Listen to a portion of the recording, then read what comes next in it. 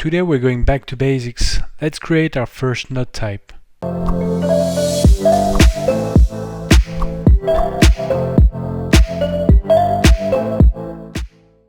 To create a new node type, we'll first log in the application and switch to gconfig, which is our configuration panel.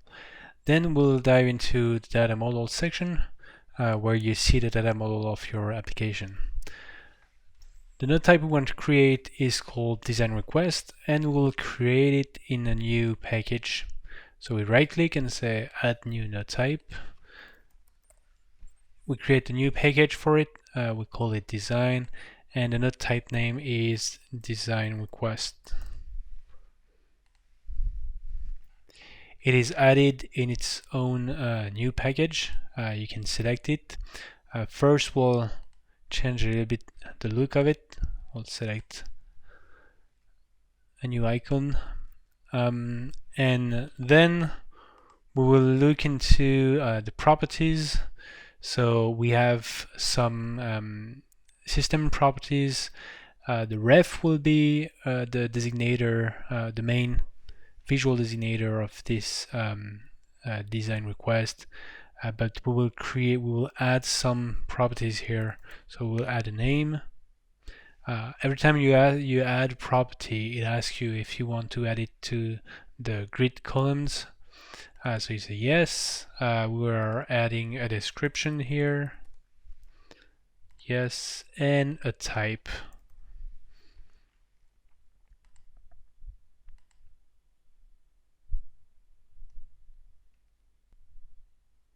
Based on this, we will then, in the configuration detail, we'll select the properties that are used to create a display name. So we'll take the ref here and the name. And for the ref, we will create a counter which starts with dr. It has 8 digits and it's filled with zeros. You can have the type is of type select. So this name and descriptions are strings.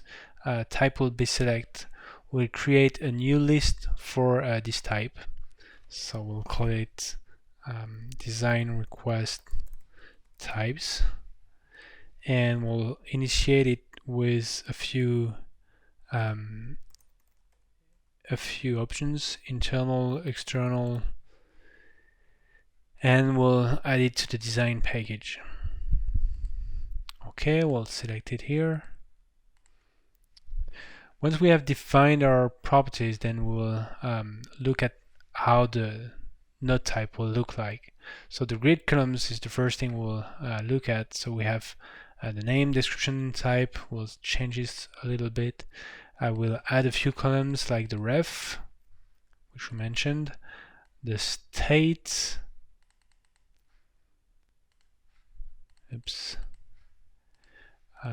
created by, we'll take created by name, and created on. The state will be maybe here. And actually the state will be empty for now. In this video we won't add the lifecycle. We'll wait for a next video for looking at the lifecycle. So we have all our columns here. Then we can look at the form designer. You can see the form is empty for now.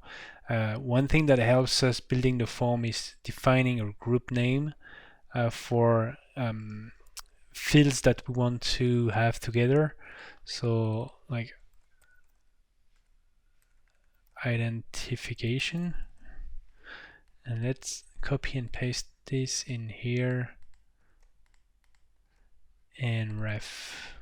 Okay, once we have this, you can do typically you can click auto generate, and it will automatically create the content of your form.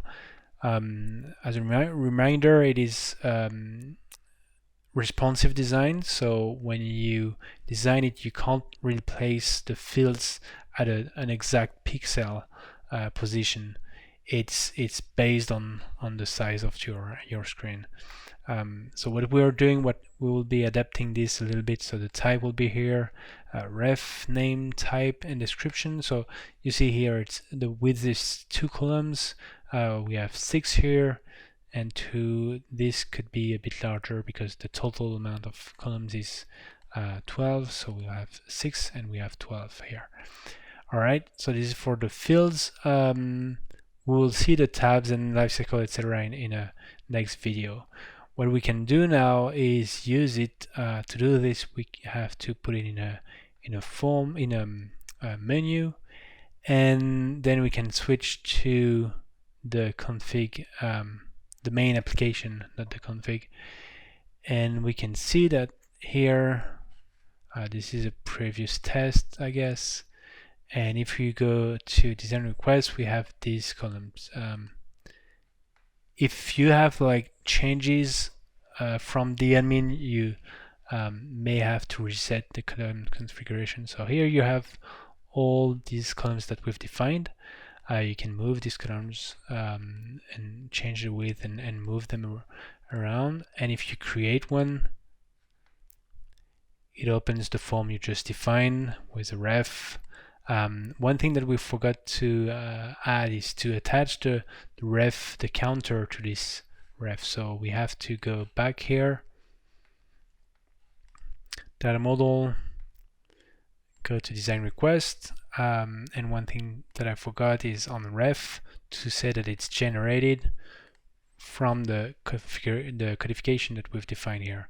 The other thing that I would like to add is, for example, for name, if we want it to be mandatory, we can say here this is mandatory, so we make sure that anyone who is creating a new node must write a name.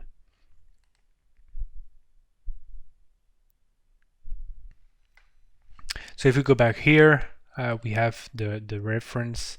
So let's remove this one because it was done before we made the codification. So add design request, it asks for a name. If you don't put any name, it will refuse it. And the name here is design new foil. So you see the counter has incremented the request here, and we have this type and description. Okay. One cool thing that you can do in Ganister is that for some of these lists, you may want to edit the list directly or edit the content directly in this grid. So what you have to do is go back here and say, for example, if you want to be able to change the description, you can say this is in the grids. This is the description, would be editable. It still checks all the rights and makes sure that no one is locking the object, because you can lock objects, but you can now edit it in the grid. The other thing that you can do is change the translations. You can see here, if we're switching to French, we can say no, and for example, the created on. So if we go back to our main app, in the list now, you can see that you have a blue cell here, and if you double click, you can change this description. New design needed urgently. And if you switch, so this is in French, so you see this was translated. If we go back, it is translated on the fly, name, etc. So this is the first step, and we'll see additional things that we will be creating in the next videos.